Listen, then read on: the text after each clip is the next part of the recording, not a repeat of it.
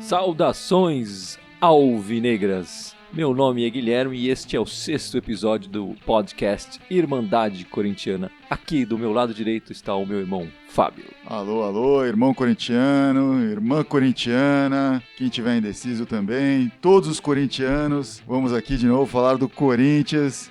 Dessa vez com um sentimento novo, né? De virada. De virada é mais gostoso. É o que dizem. Não tava tão gostoso assim, mas na hora, aos 48, foi gostoso. Foi gostoso. Foi ótimo. E aqui do meu lado, só temos eu e meu irmão. Novamente, Gibson não veio. O Edson tá aqui do lado, mas lá no bar. Não tá aqui do nosso lado, não. Resolveu ficar lá, o jogo tava difícil, acho ele tava controlando os nervos um pouco aí, de forma etílica, mas tá participando em espírito, assim como todos os corintianos estão, né? E fica aqui o meu abraço pro Gibson, que novamente não veio assistir o jogo aqui em casa. Já é o 4º jogo que ele não vem a ver aqui em casa, e coincidência ou não, é a 4ª vitória. Pois é, né? Lá depois, quando tava a 2ª vitória, a gente tava começando a ver a tendência, tínhamos dúvidas sobre o que estaria gerando essa tendência, se era o Wilson, se eram os jogos às 11 horas, se era a ausência do Gibson. Bom, os jogos não são mais às 11 horas, o Wilson não jogou mais, mas o Gibson continua longe e o Corinthians continua ganhando, tem funcionado. Então fica aqui, Gibson, o meu não convite para você vir ver o jogo aqui na semana que vem. Venha depois discutir conosco no podcast, mas durante o jogo, fique em casa, né?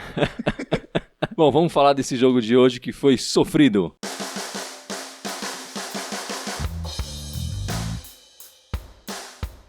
Não era pra ser sofrido, né? Não parecia que era um jogo que deveria ser sofrido. Porque, primeiro, o jogo na arena os jogos na arena têm sido bons para o Corinthians. A gente já falou aqui sobre o histórico do Corinthians na arena. Depois contra o Curitiba, pô. O Curitiba é um time que não é que ele tá mal, ele tem andado mal nos últimos anos, né? E essa semana tinha demitido o treinador. Curitiba começou a rodada lá embaixo, ainda bem continuou lá embaixo, mas, pô, tava com 4 pontinhos só, sendo que a única vitória foi lá na primeira rodada, então já estava aí 4 jogos sem vencer, tomou 2 viradas, o que manteve essa tendência, ainda bem, né? Corinthians não ganha do Corinthians desde 2011, desde o segundo turno de 2011, que foi o ano que eles voltaram para a Série A, não chegaram a cair de novo depois, mas todos os anos subsequentes, assim, tirando 2011, que chegou a ficar em 8º, assim, eles brigaram para não cair. Ano passado foi aquele aperto, né? Fizeram uma arrancada nas últimas rodadas.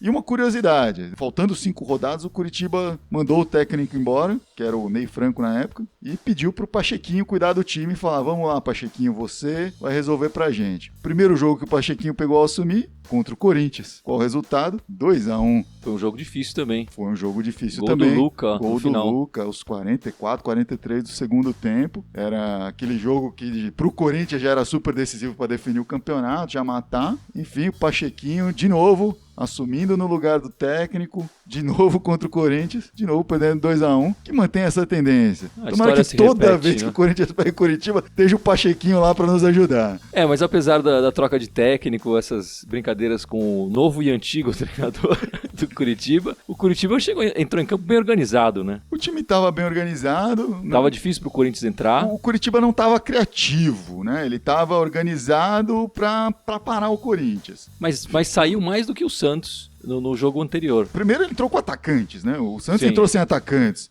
Apesar dos atacantes serem o Negueba e o Kleber Gladiador. E o Kleber Gladiador. Mas o Negueba, eu vou te contar, me surpreendeu hoje. Foi um jogão do Negueba. O Negueba hoje... Se tiver algum empresário vendo, ele vai ser vendido. Não, esse vai pro DVD pra mandar lá pros sheiks da Arábia, pro Negueba fazer lá a malinha dele. Mas, enfim, foi um jogo bem encardido no primeiro tempo. Teve um período aí, uma faixa de uns 15 minutos, entre os 17 e os 32 do primeiro tempo, que o Corinthians mostrou mais, foi mais agudo. O Luciano perdeu um gol. O Luciano... Quer dizer, primeiro o Marquinhos Gabriel perdeu o gol. Ele se atrapalhou, fez um bom passe pro Luciano e o Luciano perdeu o gol. O Corinthians tá mais agudo ali, né? Tava aparecendo um pouquinho mais nesse período. Mais agudo, mas também sem tanto perigo. Sem tanto perigo. Mas o Coritiba também não trazia perigo. Perigo nenhum. Ele deu um chute ou outro de fora da área, que foi pra fora, fazia uns cruzamentos que o Christian tirava, bem posicionado ali dentro da área. Em um determinado momento, lá pelos 44 do segundo tempo, eu e a minha boca grande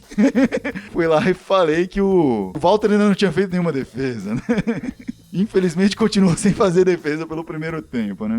Antes do momento infeliz do Corinthians na partida, teve um momento infeliz do árbitro na partida, né? Teve um momento bem infeliz do árbitro. Não viu um pênalti clamoroso em cima do Felipe. Se aquilo não é pênalti, eu não sei mais o que é pênalti. Eu acho que é permitido chutar outros jogadores na costela, desde que a sua intenção seja chutar a bola, que pode estar do outro lado do jogador, pode estar longe. Se disfarçou, fingiu que estava procurando a bola. Tinha um jogador no caminho. Não tem nada demais. Não tem nada demais, né? Tudo bem. A gente sabe que pênalti pro Corinthians não é meio gol, não é nem um quarto de um gol. Pênalti pro Corinthians é mais ou menos que nem o Marquinhos Gabriel cara a cara com o goleiro, assim. Pode ser que saia um gol, mas provavelmente não. Mas mesmo assim, era um pênalti que podia ter mudado a história desse primeiro tempo. Podia ter mudado a história. Que terminou com muita dor de cabeça pra gente com esse gol do Negueba. Foi um lance estranho, porque o Corinthians estava na frente, tava um lance super tranquilo, o Marlone na esquerda, mas o time estava bem posicionado. O Marlone tentou driblar um jogador, perdeu a bola em 2 toques, assim, foi um contra-ataque muito bem feito pelo Coritiba. O cara que tirou a bola do Marlone tocou pro venezuelano lá, o Christian Gonzalez, alguma coisa Gonzalez, que tocou lá pro lateral esquerdo, o Dodô, que já lançou pro Negueba, que na corrida ganhou do Fagner, saiu na cara do Walter. Concluiu bem, né? E concluiu bem. Saímos pesarosos no primeiro tempo. Terminou o primeiro tempo com a sensação de que faltou um pouco de vibração pro Corinthians, né? Faltou um pouco de emoção, de colocar o coração na ponta da chuteira. Faltou o que o Tite gosta de chamar de intensidade. Isso mesmo, faltou intensidade.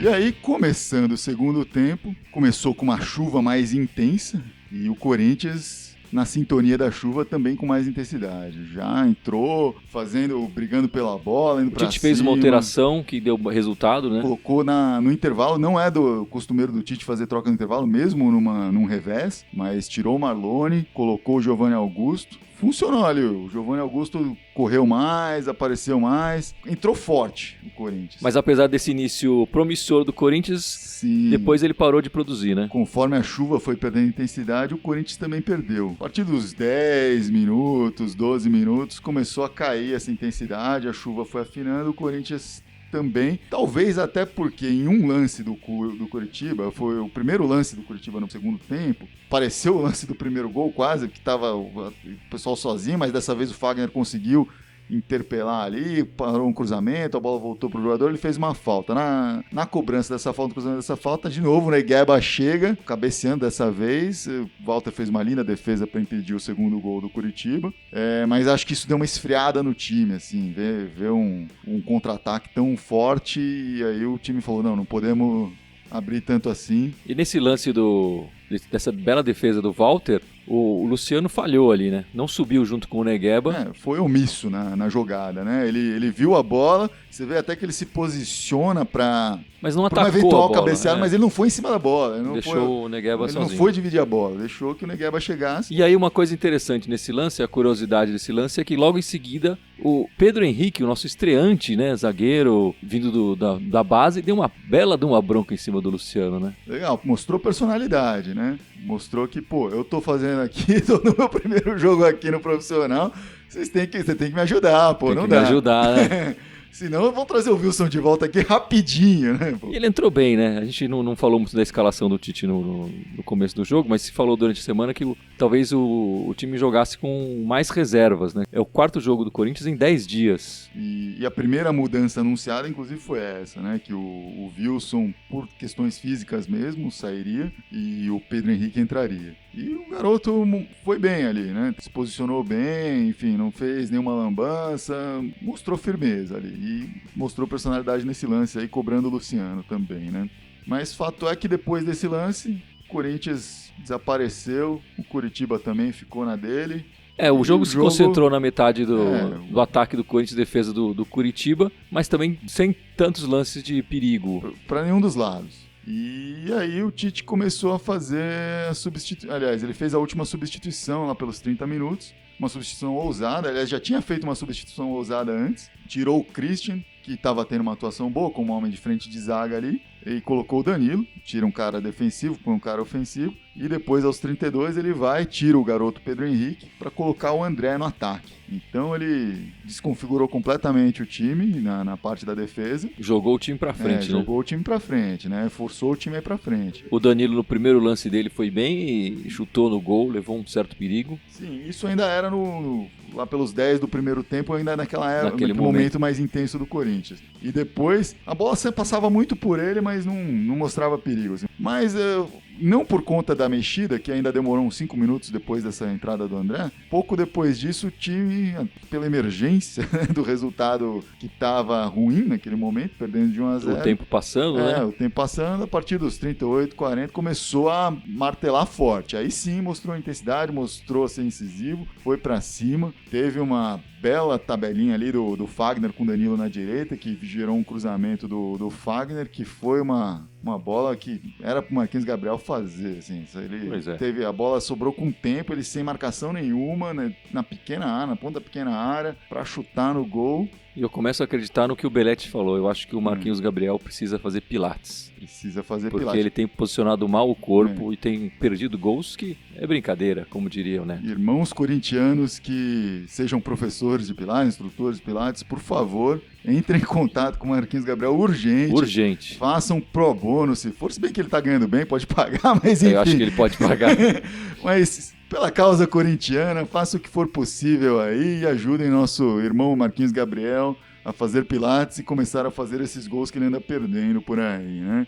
Até esse momento o jogo lembrava muito as partidas que o Corinthians fez contra o Audax e contra o Nacional, pressionando, mas também sem levar tanto perigo, tendo a posse de bola, mas muito penteando a bola, sem chegar próximo do gol, sem entrar na área. Sim, faltava aquela criatividade para chegar na frente ali do gol e fazer. Quando mostrava essa criatividade, não conseguia fazer, faltava o poder de finalização, né? Eis que aos 43 minutos, uma bela jogada ali do Wendel, lançado pelo Guilherme, vai para a esquerda ali, ele chuta cruzado, meio chute, meio cruzamento. Eu acho que ele cruzou. E o André entra de carrinho como um verdadeiro centroavante. Sujando a bundinha no chão. Com raça, foi lá, finalizou, entrou quase que com bola e tudo, saiu comemorando, desabafando, chutou placa, lavando a alma assim mesmo, né? A gente tem que dizer que ele entrou com outra personalidade, né? Tava brigando lá atrás, correndo. Ele entrou no lugar de um zagueiro e voltou várias vezes para ajudar na marcação, Sim. Deu vários piques. Eu acho que ele ouviu a dica do Wagner Love. Mandou ele correr, ele correu. O cara entra aos 15 do segundo tempo, tá todo mundo cansado, ele tá fresco e vai correr só 15 minutos, né? Então, 15, 20 minutos no máximo. Então ele tem que dar tudo de si ali. Sabendo que entrou no lugar de um zagueiro, que o time precisa de uma ajuda mesmo. O cara é atacante, tem que mostrar pra torcida, não sei o quê. E tinha até uma faixa, né, na torcida do Corinthians de apoio ao André, isso eu achei bem bacana. Achei bacana. Mas até aí o jogo empatado. O empate, um gol aos 43 do segundo tempo, já dá um arzinho de vitória, né? É mais ou menos, né? Mais ou menos, Arena, contra o Curitiba. Mas naquele contexto, é mais vitória do que os outros empates que a gente teve recentemente. Porque esse não vai pra pênalti. Também verdade. Mas no fim das contas, não precisamos ter um empate com gols de vitória, porque tivemos a vitória com gols de vitória, né? De virada. Com gols de vitória e virada. De virada é mais gostoso. Eu até gosto de falar essa frase. De virada é mais gostoso. De virada é mais gostoso, né? De novo, lá pelo finalzinho, aos 49, o Wendel raçudaço, né? Brigando pela bola. Brigou muito, aquela bola não desistiu. E não desistiu. Carregou ela um pouquinho, tocou pro nosso amigo André, que fez o tão esperado pivô, tocou para trás, Luciano de primeira, Giovanni Augusto cruzou não deu outra. O Wendel voltou a aparecer na área pra De cabeça, né? Isso, de cabeça. Acho que isso, de certa forma, mostra um pouco como naquele momento, quando estava desconfigurado taticamente. Naquele momento era muito raça, muito vontade. Taticamente o time estava bem... Desmontado, né? Sem cara, pô. O André na zaga e o Wendel entrando na área pra cabecear. Mas deu certo. Foi o suficiente para passar pelo Curitiba. É uma vitória com cara de Corinthians, assim, né? Na raça, na vontade. Acho né? que tava precisando disso de também. Chuva, em casa. É o tipo de jogo para dar um espírito pro time, né? O time cria casca, né? Começa casca, mostra. Se sente mais confiante nele mesmo. Claro. Podemos começar um jogo perdendo que a gente sabe que a gente vai conseguir virar. Temos força para isso, né? Isso, faz a diferença. Curitiba é um time que tem mostrado que no segundo tempo ele desacelera, ele perde o ritmo, tanto que das derrotas que teve, essa é a terceira por virada que ele toma, mas é mérito dos outros times também que vai pra cima e foi mérito do Corinthians também ir pra cima e conquistar essa vitória, não tem como não dizer isso. Então, pela performance bonita aí, pela participação nos 2 gols. Pela raça, né? Pela raça, por mostrar todo esse espírito corintiano, a gente deu ao Wendel a maior nota do jogo e deu a ele o prêmio de melhor jogador em campo. Prêmio este que vira uma foto no Instagram, uma foto no Facebook e os laudos da Irmandade Corintiana, né? E uns tapinha nas costas. Se ele quiser vir aqui, eu dou um tapinha nas costas dele. Sim. Tá convidado, Wendel. E acho que até isso se intensifica, porque durante a semana ele era um dos jogadores mais cotados para não entrar hoje, né? Para ser, verdade. Pro Guilherme Arana entrar no lugar, tal. Quando falava, o time deve entrar algumas reservas, tal, porque os titulares estão meio cansados. O Wendel era um dos primeiros nomes citados. Então ele entrou, sabendo que ele não estava no melhor físico, mas tava lá aos 49 brigando pela bola. Cabeceando bola na área, né? Aos 49 do segundo tempo. Então, parabéns, Wendel. Mostrou aí a raça corintiana, muito bem. E ainda bem que essa bola caiu na cabeça dele e não na cabeça do Luciano. A gente não sabe o que ia acontecer. Ou nos pés do Marquinhos Gabriel, que hoje não fez pilates. Bom, de virada é mais gostoso e na liderança é mais gostoso ainda, né? Sábado à noite, balada. Vamos dormir na liderança aí, gente. Vai ser um sono muito gostoso. Dormir na liderança, sonhar com a taça. Mas amanhã a coisa pode mudar, né? Amanhã a coisa pode mudar. Já éramos o terceiro lugar. Acho que na pior das hipóteses a gente continua em terceiro lugar. O que tá bom, né? Por enquanto tá bom, né? Segundo o Tite, tem que se manter entre o G6, talvez G7, até as 10 últimas rodadas. Nas 10 últimas rodadas é que o bicho realmente pega. Eu acho que ele não lembra do ano passado. Porque no ano passado, qualquer time que tava no G6, G7 não tava pensando em alcançar o Corinthians na liderança, não. O Tite quer ver a gente sofrer, eu acho, esse ano. O Tite quer ver a gente sofrer. Ainda bem que a gente é corintiano, maloqueiro e sofredor. Graças a Deus.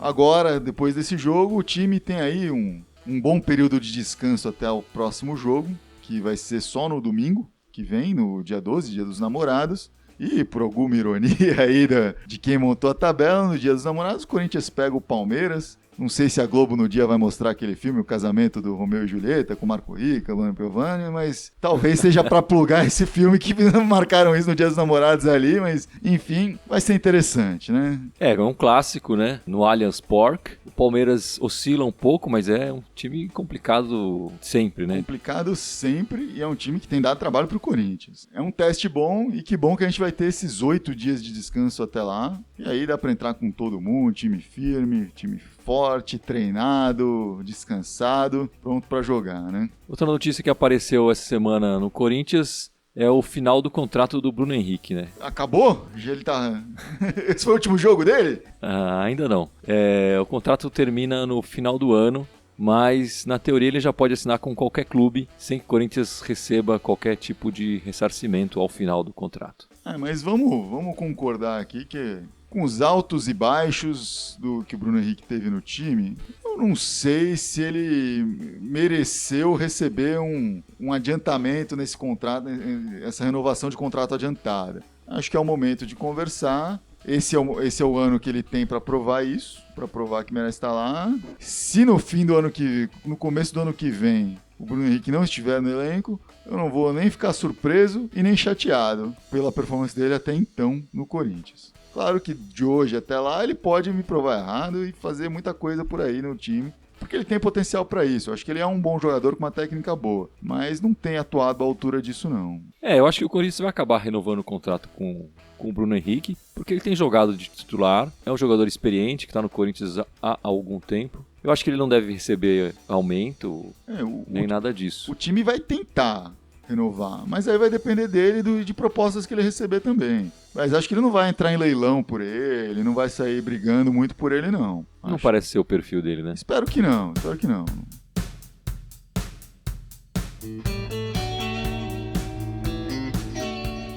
E nas notícias da semana, tiveram algumas notícias controversas nesta semana aí que... Assuntos espinhosos.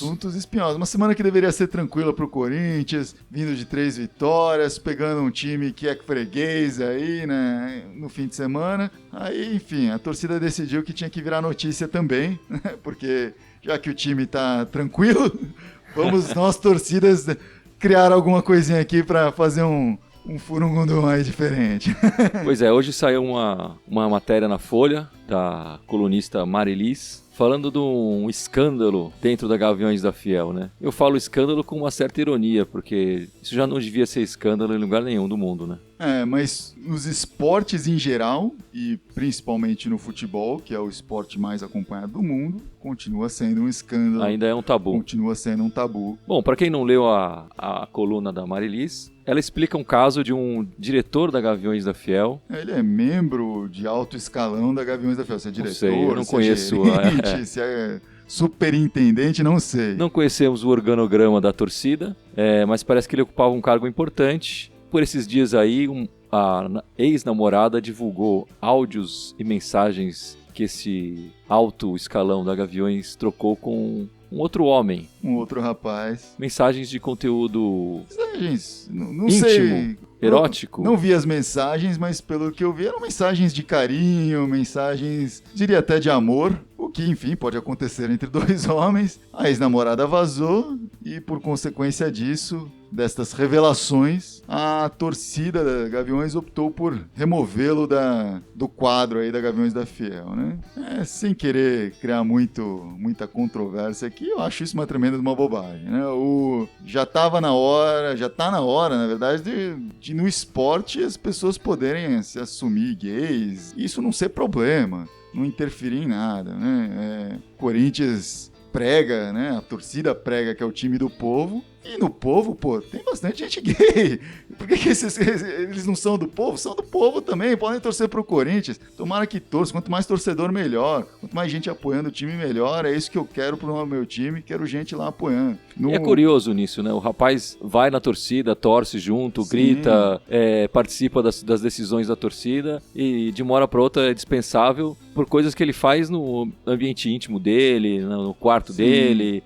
O que ele faz pra receber prazer? Eu não tenho nada a ver com isso, você não tem nada a ver com isso, ninguém deveria ter nada a ver com isso. Eu sei, porque ele é membro da Gaviões, que ele recebe prazer quando vê o Corinthians ganhar, assim como eu, assim como você, assim como todo mundo da Gaviões, espero. Então esse é o prazer que importa para nós corintianos. Exatamente, muito bem colocado. Então pronto, né? Não tem, é o prazer de ver o time jogar bem e o prazer de ver o time ganhar, né? Mas não foi a única controvérsia que o Corinthians teve nessa semana aí. Por incrível que pareça, né? O Corinthians é tão grande que até o terceiro goleiro recém-operado de hérnia fora dos treinamentos causa celeumas. Causa problemas aí. Enfim, o garoto... Matheus Vidotto, né? Matheus Vidotto. Ele postou no Facebook alguns comentários, algumas opiniões dele sobre assuntos nada controversos no Brasil, no mundo de hoje, que foram política e feminismo. Ele postou a opinião dele sobre essas duas coisas, num viés anti-esquerda, e aí, enfim... Sofreu o que todos nós sofremos quando postamos esse conteúdo numa mídia social. Houve revés, né? Pessoas opinando contra, opinando a favor, xingando. Ele acabou tirando tudo isso, o que nos impediu de ver o conteúdo, então não podemos opinar sobre o conteúdo, né? Aqui. pelo que eu li a respeito, não é o que eu acredito pessoalmente, mas isso pouco importa. Ele ficou chateado com a história toda, colocou essas coisas no Facebook. E aí você falou que ele teve uma postura interessante em relação a isso, né? O que ele falou? Não, ele falou que a gente vive numa democracia e que ele tem todo o direito de expressar as suas opiniões, né? E ele falou também que, por ser do Corinthians, por ser uma figura pública, ele sentiu a necessidade de mostrar a opinião dele. O que é interessante para um garoto, né? A gente sempre espera da juventude esse envolvimento com a política, com esses assuntos espinhosos. Concordando ou não com a opinião dele, ele se colocar, ele sentir a necessidade de se expressar é importante. Ele não quis se omitir. Essa parte é legal. Mas aí, em não se omitindo, ele abre as portas para que as pessoas reajam a isso. Obviamente, tem gente na internet que, enfim, gosta de trollar, vai responder, vai xingar, enfim. Mas ele foi lá, opinou, ficou chateado. Acho que serve também para o garoto aí aprender que, como figura pública, celebridade, subcelebridade, jogador, enfim, ele tá sujeito aí a seguidores que querem saber a opinião dele, mas nem sempre vão concordar com ela e nem sempre vão ser muito eloquentes e não concordar com ela. Ele tem que estar preparado para dar a opinião dele e tem que estar preparado para a reação que vem a seguir, né? Espero que ele tenha aprendido alguma coisa disso e vamos ver, enfim, como goleiro eu acho que ele tem futuro. E é bom falar isso, assim, nessa história toda, muita gente citava o Sócrates, né, como, enfim, pelas suas opiniões, pela sua posição política e tudo mais, pela e que, personalidade. Com orgulho dele ter sido corintiano e de que o Matheus Vidotto talvez não representasse o Corinthians porque ele não representava essa opinião. Isso é uma besteira também muito grande, porque no tempo que existiu o Sócrates, o Corinthians contratou o Leão também, que tem uma posição oposta ao Sócrates. Já passou pelo Corinthians o Marcelinho Carioca, que tinha aquelas opiniões sobre religião e tudo mais, que muita gente discordava, eu mesmo discordava, mas isso não me impedia de gritar o nome dele em campo, de gritar gol quando ele marcava gol, de apoiá-lo, de ter um carinho por ele. E eu acho que o Matheus Vidotto se expressou, eu não sei o conteúdo disso, e independente disso, se ele entrar em campo, a gente vai gritar o nome dele, vai apoiá-lo. O interessa pra gente é o que ele faz dentro de campo. Se ele for um bom goleiro, se ele der o seu melhor dentro de campo, as opiniões políticas dele importam menos. Eu acho que importam tanto quanto a opinião de qualquer pessoa. Se a gente discorda dela de uma maneira que a gente queira conversar com ela sobre isso para tentar mudar o ponto de vista, vamos conversar, mas como você bem falou aí, isso não impede quando ele entrar em campo a gente torcer, porque a gente está torcendo pelo Corinthians, não é? E ele como parte do Corinthians. É outra coisa, não tem a ver com política aqui, não tem a ver com a opinião dele, tem a ver com a performance dele em campo.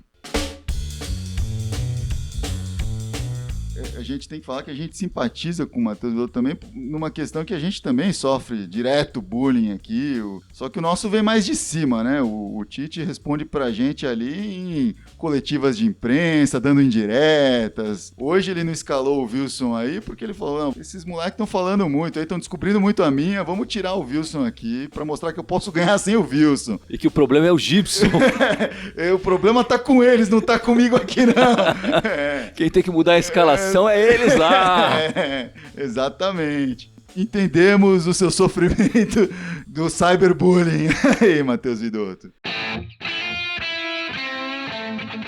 Bom, vamos lembrar o pessoal as nossas redes sociais. O nosso canal no Facebook, é facebook.com/Irmandade Corintiana, no Instagram, instagram.com/Irmandade Corintiana, no SoundCloud, soundcloud.com/Irmandade Corintiana, o Twitter, twitter.com/Irmandade Timão. Também podemos ser contactados por e-mail, no e-mail irmandadecorintiana@outlook.com. Lembrando sempre que corintiano é com TH. E acho que é isso, né? De virada é mais gostoso, ficamos por aqui. Vai, Corinthians! Vamos, Corinthians!